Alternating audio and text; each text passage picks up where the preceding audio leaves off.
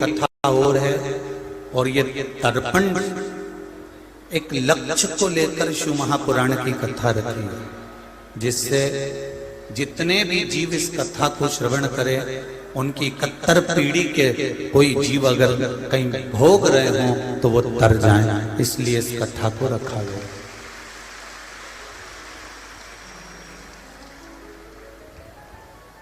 बहुत अपार जन समुदाय में आप लोग आए हो, बहुत दूर दूर से आए हो, पर 3 घंटा आप जब तक कथा में बैठो तब तक इस कथा में शिव महापुराण के सामने तुम्हारी दृष्टि, श्रवण शक्ति, तुम्हारा मन, चित्त ये परमात्मा में होना चाहिए।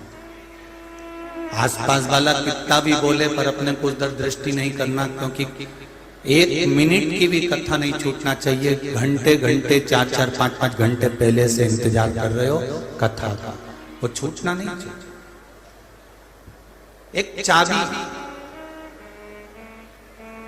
घर से लेकर आए,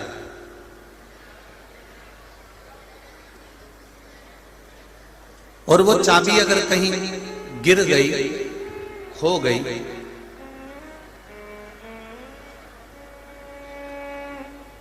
कहीं गुम हो जाए, या वो चाबी कहीं छूट जाए, तो परेशानी आएगी कि नहीं आएगी? अरे जम के तो बोलो। घर गए तो कितने परेशान हुए, अरे वो चाबी ना जाने कहाँ रह गई, मैं तो कथा में गई थी, मैं तो भगवान के भजन में गई थी, वो चाबी ना जाने कहाँ चली गई, वो चाबी ना जाने कहाँ छूट गई। कितने परेशान हो रहे हो, दरवाजा खुल नहीं पा रहा, दरवाजे की दूसरी चाबी ढूंढ कर लगाने का प्रयास करा तो भी वो चाबी नहीं लग पा रही, बहुत बहुत प्रयास करा, परेशान हो गए। एक चाबी तुम्हारी कथा में कहीं छूट गई तो तुम परेशान हो जाते हो, मोबाइल कहीं छूट गया तो परेशान हो जाते हो।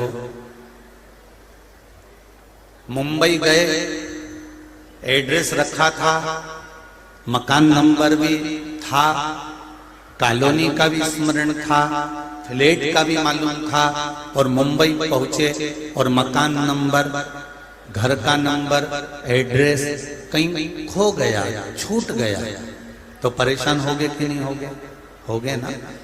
चाबी छूट जाए तो व्यक्ति परेशान हो जाता है, मोबाइल नंबर छूट जाए तो व्यक्ति परेशान हो जाता है, घर का पता छूट जाए तो व्यक्ति परेशान हो जाता है, मोबाइल कहीं छूट जाए तो व्यक्ति परेशान हो जाता है। तो शिव महापुराण की कथा कहती है, मनुष्य शरीर प्राप्त करने के बाद अगर भोले नाम छूट जाए, शंकर का नाम छूट जाए, तो जिंदगी नरक हो जाती, जिंदगी बेकार।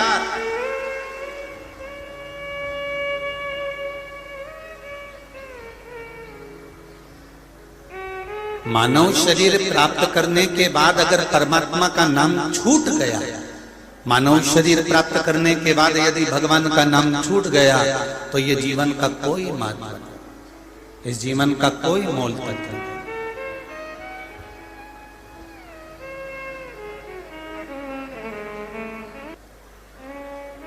कई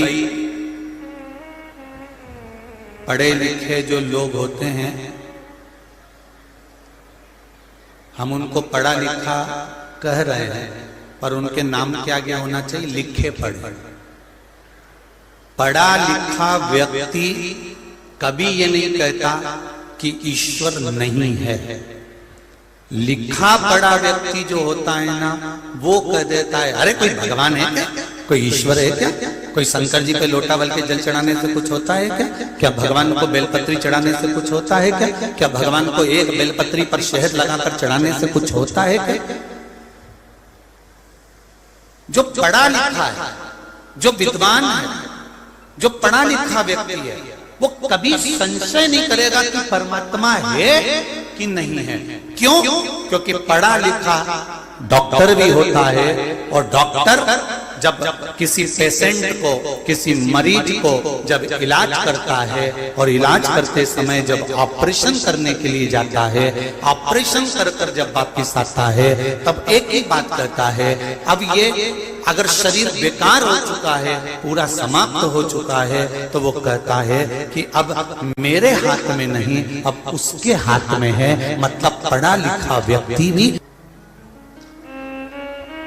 पढ़ा लिखा व्यक्ति भी ये जानता है कि ईश्वर है, और जो कहता है कि आओ, भगवान को जल चढ़ाने से कुछ होता है, सूर्य नारायण को अर्घ देने से कुछ होता है, गाय को रोटी देने से कुछ होता है, कौवे को ग्रास देने से कुछ होता है, क्या पितरों को भोजन कराने से कुछ होता है। जो पढ़ा लिखा है वो ऐसी बात नहीं करेगा, वो कभी नहीं करेगा। अच्छी पढ़ाई जिसने करी है, जो विद्वान है, जो विद्वत्ता में परिपूर्ण है, वो कभी इस तरह की बात नहीं करेगा। पर जो लिखा पढ़ा होता,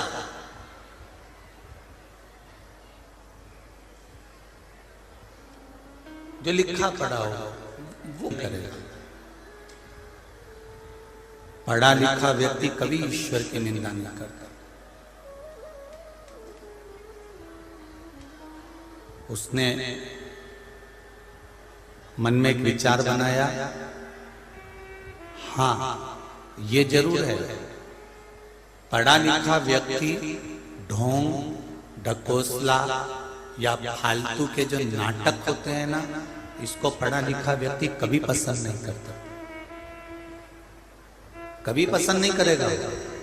चोंगे जैसी आवाज आ रही है, उसको सुधार ला।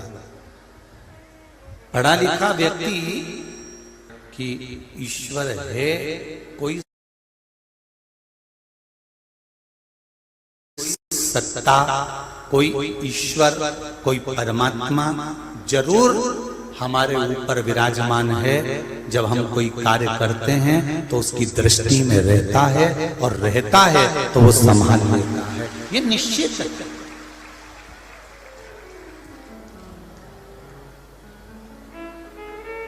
कितने सारे आए हो आप,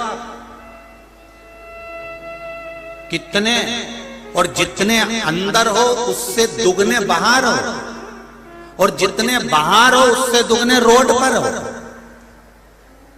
जरा विचार करिए, कितनी मोटरसाइकिल आई होगी, कितनी फोर व्हीलर गाड़ी आई होगी, कितने ट्रैक्टर आए होंगे, कितनी